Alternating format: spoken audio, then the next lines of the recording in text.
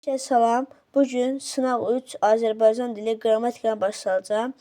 9-cu sualdır. Hansı cümlədə mürəkkəb ismin yazılışında səhvə yol verilmişdir? A variantında qafas olmadığı üçün quşu bir gün aşüzən altında saxladıq. Burada aşüzən mürəkkəb isimdir və bitişi yazılır, düzdür. Dediklərimə əməl etsən heç bir yerində ağrı acı hiss etməyəcəksən. Ağrı acı defisinə yazılır. Murad evli və oğul uşaq sahibi idi, düz defisdə yazılır. Daşdəmir meşəbəyindən bilet alsın, məktəb üçün meşədən odun qırdırsın. Burada Daşdəmir bitişi yazılır. Bəzi yerləri qalın çöl basmış, düzdür. Bu da defisdə yazılır. 10-cu sual. Biri, ümidvaram ki, bizim oğlumuz bir də həbsxana üzü görməyəcək cümləsində fərqlənmiş sözü sinonimidir. Həbsxana, zindan. Sinonim sözlərdir. Müzəl ismi müəyyəndir. Cavab A bəndidir. Çünki xəyalı biz görə bilmirik, rəsmini çəkə bilmirik. Bəndlərin birində açılmaq sözü həqiqi mənadadır. E bəndində qalanın qapıları açıldı və qoşun şəhərə daxil oldu.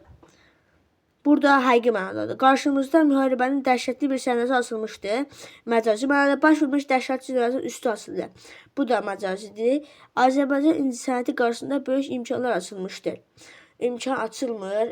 Bu da məcazi mənadır. O dediyim sözlərdən qəzəblərlə qaflatın üstümə açıldı. Bu da məcazidir. Frazeoloji omonimi müəyyən edin. Burada cavab söz verməkdir. Bir var o sözünü tutur. Yəni önündə dediyi söz tutur. Bir də var məclisdə ona söz verdilər. 14. Çörəyotu sözündə işləməmişdir. Çörəyotu bunun tələffüzü çörək otu olacaq. Burada ki səsi işlənməyib. Burada ki səsi yiyə çevrilib.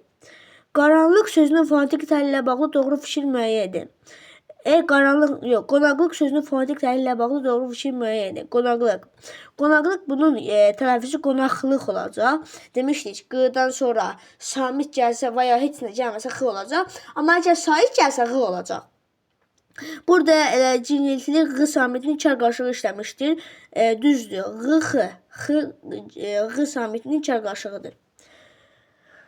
Hansı cümlədəki üst sözü uşaqlar göldə üzürlər cümləsindəki üst sözü də umumlu təşkil edir. Burada C bəndi. İstəsən çəməndəki o güllərin ən gözəlini sənin üçün üzərəm. Burada şərtdə üzmək mənasında verib. Yəni göldə üzmək. Burada isə